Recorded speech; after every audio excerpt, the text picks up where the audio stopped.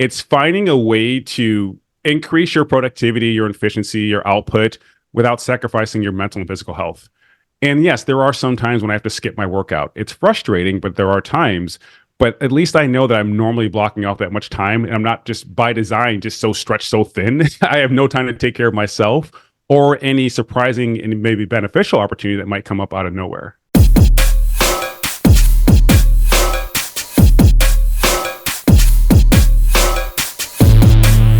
Hey, Profit First entrepreneurs and thought leaders. I am so excited. Today we have a guest, special guest. His name is Terry Rice.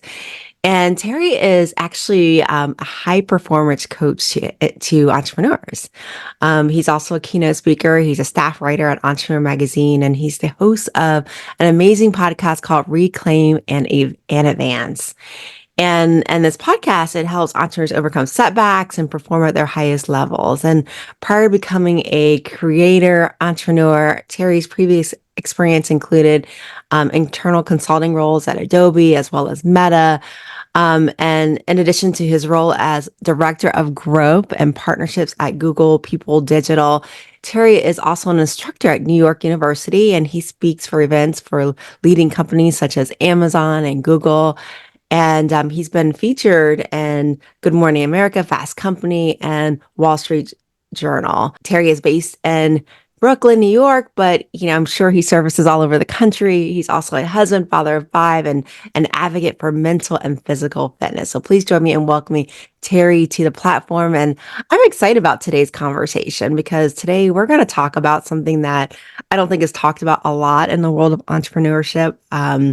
And I'll frankly say I'm seeing a lot of it, post COVID. You guys have gone through some serious putting everybody else ahead in a lot of cases, keeping team motivated through some serious shifts that have happened that are happened on a macroeconomic level. And something that isn't talked about a lot is burnout that happens within leadership, especially in an area where, you are the only one that can really understand the problems that you're facing. So I'm so excited to bring Terry on our platform today to discuss that. So, hey, Terry, how are you doing? Hey, I'm doing good. And that was like a wonderful opening. I because I have my own podcast as well, and you're clearly well prepared for that. So congrats on that. Well, thank you. We're just excited to have you, and to get so much goodness from you, especially when you can get like the insights of things that happen in Amazon and Meta and Google, and get that type of training in small businesses because a lot of times that doesn't happen, So it is really, it is a wealth of experience that you bring to the table, and we're excited to have that. And so, first of all, I always like to ask a little bit about the background. What brought you to this conversation of really teaching high performance to entrepreneurs? Like, what made this such a passion point for you? Yeah, I mean, for years I stuck with my external zone of genius, which was marketing and business development, and that's what I would talk about. But I was doing a keynote at ConvertKit last year, and I felt compelled to talk about something else, which is how I navigated challenges as an entrepreneur. And one of the biggest challenges was unfortunately losing my son TJ at birth. And as you can imagine, that's going to be, a huge setback for anybody. And I did not talk about it publicly for years because it was just too painful, or I just didn't really know how to properly address it. But at that keynote, I just felt compelled to do so. And the feedback from the audience was incredible because they were saying, look, I'm suffering too. I've had this problem, that problem. And how you bravely spoke about it, as well as the steps that you took to push through it, really helped me. And at that moment, I realized, this is my highest contribution to the world. It's not just talking about marketing and biz dev. It's saying, look, I've done all these things, right? Good Morning America, like, keynote speaker, all that other stuff. But like what you don't know is what I had to endure at the same time. And I want to share that with you because I feel like if people can build their resilience up, first of all, they won't only be able to get through tough times. They'll also feel prepared to take on more challenges because they know that failure is not fatal. So that's what led me here, and it's just been really exciting to reach people and help them in a different way. I love that, building your resiliency, and that's not really talked about a lot, that importance of building that resilience. Because the reality is, as entrepreneurs, we're going to face a lot, especially, Yeah. there's no magic number. Everybody says, when I get to this volume or this revenue, my life is going to change. And the reality is more people, more problems, right? Yeah. Yeah. And so really, like you said, it's about having tools in your toolkit to be able to deal with those things, is really what it is, to be able to take you to that next level. It's not a revenue number. It's not a widgets number. It's you. It's your capacity building from that perspective as a leader. And so first of all, let's talk about why this has happened. Why do entrepreneurs burn out, right? Mhm. Why is this not talked about? Let's start with that conversation, Terry. So tell us like what you're seeing with entrepreneurs that are coming to that point. I'll say this thing, it's often just a lack of scheduling. And by that, I mean, sure, you have to work during the day. I get it. That makes sense. But you also have to take care of yourself as well. And that's mentally and physically, right? So what I'd like to do is just say, okay, I have 40 hours this week to work. How many hours do I have to spend towards biz dev, towards sales, towards fulfillment? Okay, write that down. But what about my mental health? What about going to the gym? Like, what about my relationships that I want to maintain with my family and my wife? So just before I hopped on this podcast, you see the way I'm dressed, like I'm wearing a sweatshirt because I was at the gym. So normally I work out between 9 a.m. and 10 a.m. And people might think, oh, that's the work day. Like, aren't you supposed to be working? No, because I have to take care of my health too. But what you don't realize is I also got up at 4:30 in the morning and got 90 minutes of work in before I even started my day, right? So it's finding a way to increase your productivity, your efficiency, your output without sacrificing your mental and physical health. And yes, there are some times when I have to skip my workout. It's frustrating, but there are times. But at least I know that I'm normally blocking off that much time, and I'm not just by design just so stretched so thin.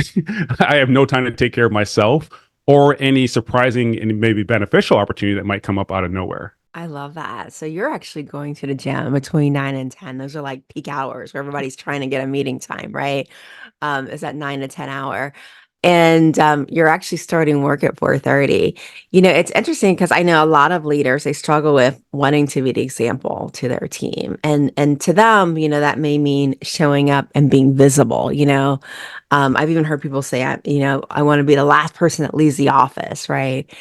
And there's that pressure, right, to show up. And I think it takes a lot of courage to like, Terry's like, I'm out of here. It's 9 o'clock. I'm going to the gym. And there's guilt, right, with showing up on that. How do you overcome that guilt, or what are your thoughts on that? I would feel more guilty if my behavior encouraged other people to stretch themselves too thin, to be honest. If I was like, I'm here first thing in the morning and leaving late at night, it's like, now everyone else thinks they have to do that as well.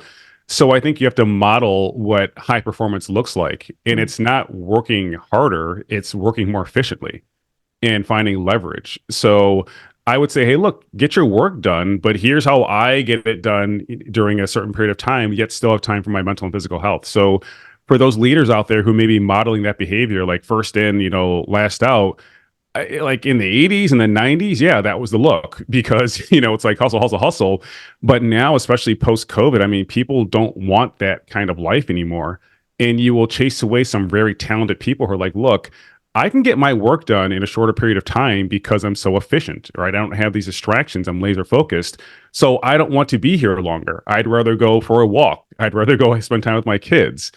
And if you don't do that, you're going to lose a lot of stars because stars can get work done a lot faster than like, a B or C player.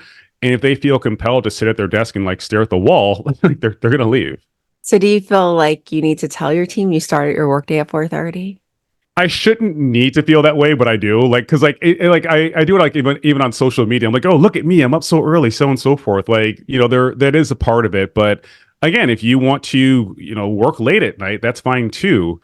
But I think the team needs to see that I'm getting work done on my own terms. I'm not letting them down, but also my kids have a good relationship with me because I'm dropping them off at school and picking them up. And I'm in really good shape because that matters to me as well. So they need to see all sides of it. It's like this is a complete person who, yes, is a high performer, but taking that high performance home as well. Got it. Got it. Because I remember being a staffer at Anderson, and we were at this event, and the partner was like, "Yeah, I have such a balanced life," and I'm like, "Yeah, because you delegated all to us." Yeah. Yeah. But maybe if he had said, I'm coming in at 4:30 in the morning, and or explain his lifestyle a little bit better, it may have been more encouraging or understanding versus feeling like, yeah, we're the ones taking on so that you could have that balanced life. Yeah. And I think to your point, like not just giving direction, but inspiration. Like, here's how I get my work done. I wake up early. Maybe some people want to stay up late. If you're a night owl, there's nothing wrong with doing 90 minutes of work at night if you had 90 minutes during the day to go to the gym, right? So it's like it's working when you feel like it. And I feel like not everyone works the best in like 8-hour spurts. It's not possible sometimes. So maybe it's like 2 hours here, 3 hours there, 2 hours there, whatever, just get it done. And if we can create a culture of innovation as opposed to having these constraints in place, I think you'll get more out of your employees. Got it. I love it. I love it. So really creating boundaries of what you want your life to look like and putting those important things first is really important then with that. And so I'm curious, Terry, with that, with a lot of entrepreneurs, they talk about like, so they're not having the right schedule and they're not, being able to really prioritize the things that's important to them. What is that first step that they need to do in order to kind of reclaim their lives and reclaim their paths? Yeah, it's pretty scary, but I would ask everyone to do a time audit. So use a tool like Time Doctor, perhaps, that'll track every activity you're doing. So you would say, hey, between 11 a.m. and 12 p.m., here's what I'm doing, so on and so forth. And give yourself a week to just track how your time is going. And then look at it and say, okay, of all these tasks I've done, what is truly within my zone of genius? What is truly my highest contribution to the organization? What is truly within my scope? And what are some things that I should automate, delegate, eliminate, so on and so forth? Because what you might find is you're doing a lot of stuff that you don't need to be doing. And even if it only takes 2 minutes, it's taking you time away from something more important. So you can't focus for 3 hours straight because you're answering all these emails and doing all these one-off things. So I would start there. And that's why I'm such a creature of routine, because when you have that routine, that discipline, you can do whatever you want as long as you stay within the boundaries, right? And you're saying, look, I have to spend this many hours per week doing sales calls or biz dev or content creation, whatever it is. Then you can do whatever you want outside of that, go for a walk, who cares? But you're getting your work done and you're just programming the life you want to have by design. Mm. So are you teaching more because like sales, right? It's a volume game, right? So, obviously the more contacts you make, the more phone calls you make, more emails, the higher your numbers are going to be, right? It's a numbers game at some point. Once you correct the people part. And so how do you communicate that to your team? Because some team will take it liberty, right? They're like, oh, okay. Maybe that's working 6 hours a day and heading home, at 2 o'clock. How do you communicate that to your team so that they get it and they stay that high performance team? Yeah. So when I'm talking to my team or training organizations, I look for leverage. So pretend my goal is to book 10 sales calls this week, right? I could reach out to 100 people and say, hey, you don't know me, but do you want to hop on a call? That might work. Or I can find leverage and find 10 organizations that have access to my audience, such as the Brooklyn Chamber of Commerce, and say, hey, can I do a free webinar on high performance for your audience? They're going to invite everyone. I show up, read my little slides, go home, but now I'm in front of hundreds of people. And if I get 10% of them to convert to a sales call, I'm actually booking 100 calls now just by using that approach. So you're just using better strategy and focus with your energy, your time, and your talent. Because sure, you could go email 100 people, beg them to give you your time a day, or email 10 organizations. If they say yes, you're still getting in front of thousands of people at this point, but you're not spending so much time to do that. Now, I bet as a leader, that's a challenge though, too, because if you see someone walking out the door at 2 o'clock because, they've made all their sales calls through a presentation, right? Because you're thinking to yourself, you're going to make even more if you get on the phone too. That's extra, Yeah. 4 hours. How do you struggle? How do you balance that as a leader and come to terms with that? What I would say is this. I mean, there's two options. Some people, they do have a cognitive surplus. So if they're done with their work for the day and they want to do more work for the company, great, let them do it. But if these are like you're doing management by objective and the goal was to do whatever and they're done by 2 o'clock, that's it. You know what I mean? Like you shouldn't be forced to sit at your desk. You can encourage them. Hey, is there something else you want to do? Like maybe we can find another exciting project for you. But if that's the way it is, I mean, that's the way it is. And I think we're just so used to the way that we were taught to work. It's like, no, you're at your desk by 8, you leave at 5. But it's like, why? You know what I mean? Like, if you're done, you're done. If you want to change their goals next quarter and increase it, that's fine, so long as they're being compensated for it. But again, are you going to lose your stars because they don't have that work life balance they're looking for, right? Maybe they're, a mom or a dad who has kids and they're like, you know what? I want to get done by 2 so I can pick my kids up after school instead of having them go to aftercare where I'm paying more money or I'm spending less time with them. Like, who are you as a leader to say, no, that's a bad idea? Like, after the person's already met their quota. So I think we just have to change our perception of what high performance looks like. And unfortunately, it's often visual. And I know how to play that game because, like, my first real job, what I would always do is I would always walk fast in a direction. Like, wherever I was going, I would always walk fast.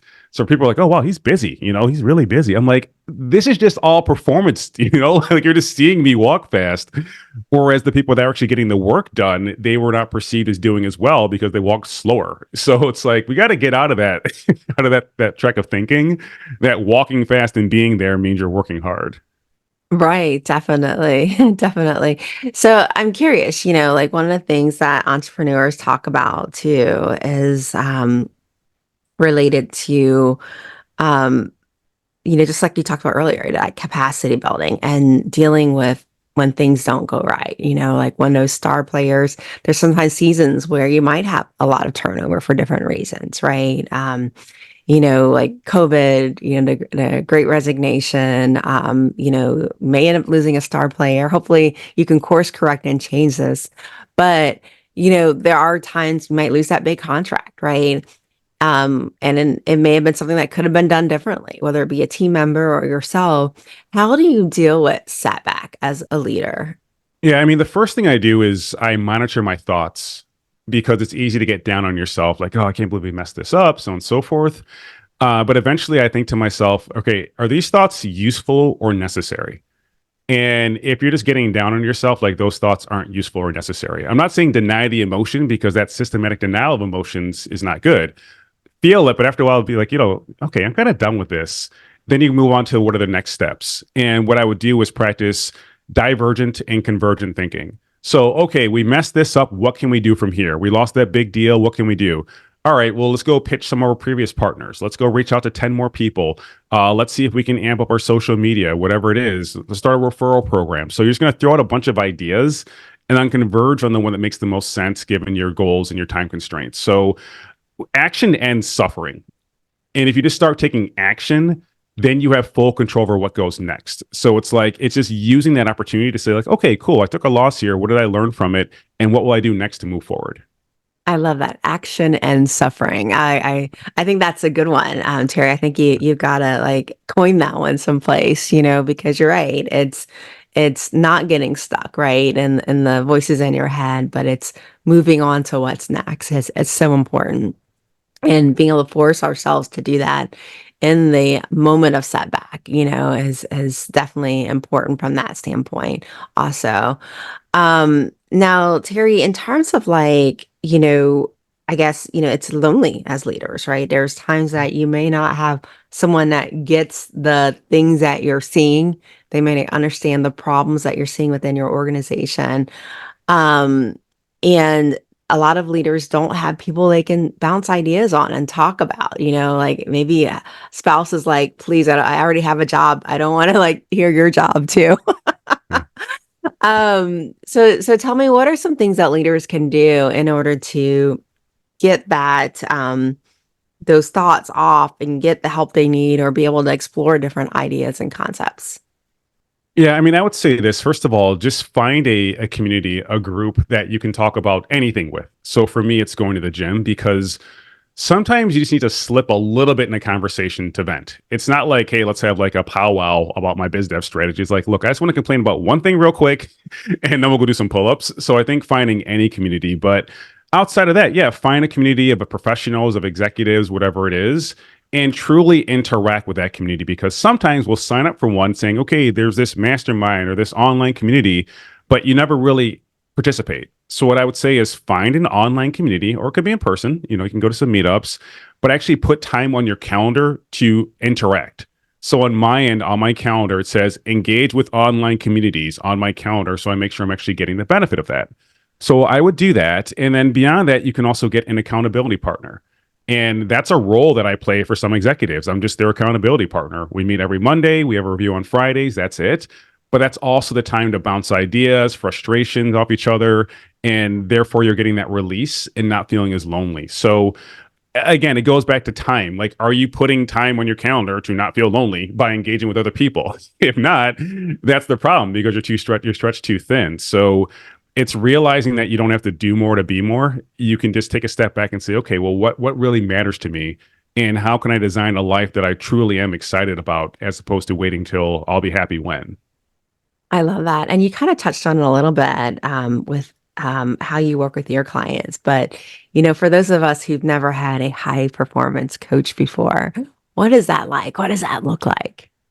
Yeah, I mean, for me, the first part we do is get clear on the vision you have for your life, both personally and professionally. So not just a goal, not just I want to make $1 million, but what does it feel like, right? What are you doing on the weekends? What are your experiences like? Who are you known by, so on and so forth? But getting so clear that you can almost like smell what the experience will be like, because that's how you develop pathways thinking, right? Your brain's like, okay, how do I get to this goal of living in this area, having this type of inner circle, so on and so forth? So we get clear on your vision. And the second thing is your personal philosophy. What are the thoughts and words that guide your actions? And mine is live your legacy, because so many people are concerned about how they will be remembered when they're gone. My thought is, okay, we'll live that way now, right? Be a patient father, be a loving husband, be a good community member, so on and so forth. So once you have those two anchor points to your life, your personal philosophy and your vision, then I can help you build off of that, saying, okay, like, how do we put this into action? And one of the exercises that I like doing is designing the perfect week, right? What does that look like? So on Monday, maybe you want that blocked off, no meetings, it's all biz dev and strategy. Tuesday, you're grinding, it's all meetings, so on and so forth, whatever it is. And then on mine, like I said, it's scheduling time for the gym. It's scheduling time to go on dates with my wife. It's things like that. Because then by design, again, you're this complete person and you're becoming who you need to be in order to eventually become the future version of yourself. I love that. I love that. So definitely helpful for those that are wanting to get balance and create a more well-rounded life of what they want their future selves to look like, right? Because it Yeah. starts today.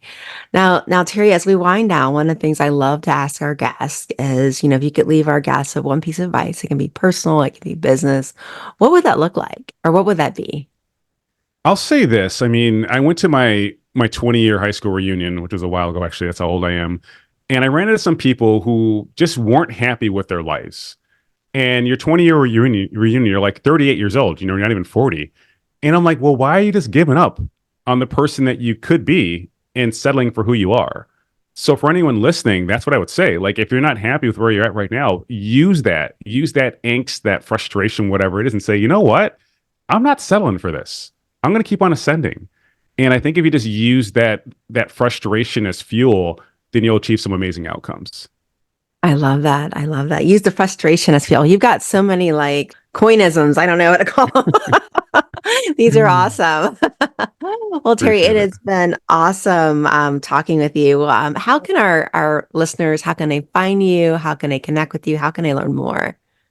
Yeah, I'm pretty active on LinkedIn. It's just Terry Rice. There's not too many of us, fortunately. And then on Instagram, it's Terry Rice. And then my new podcast again is called Reclaim and Advance. And what I do is I interview other high performers about the most challenging time of their personal and professional life and how they navigated through it. So the goal is to give you some inspiration and tactic level details on how you can push through as well. I love it. I love it. So definitely check out Terry on LinkedIn. I will have his contact information in our show notes for you guys that are driving. You can pull over when you get to a safe place and click and connect with him. And Terry, thank you so much today for sharing your wisdom with us. Yeah, thanks. This was fun. I appreciate it.